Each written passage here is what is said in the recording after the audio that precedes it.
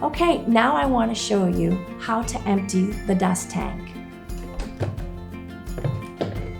Open the front lid here on the side. There's a button here, just lift up. There's also instructions inside that will show you how to properly take care of your tank and to get it out. Open like this. It's a 570 ml tank size.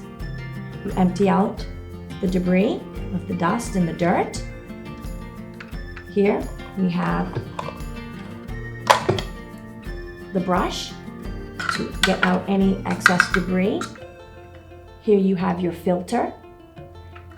This dust tank is also washable, but it must be completely dry before you put it back inside the machine.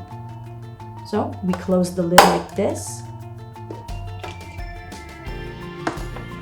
Put it in gently, click it down, put your dust brush back, and close the lid.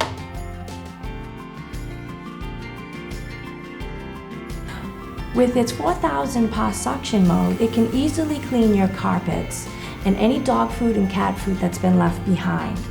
Now, when set on the lowest setting, it runs quietly, not to disturb anyone, especially those who are sleeping.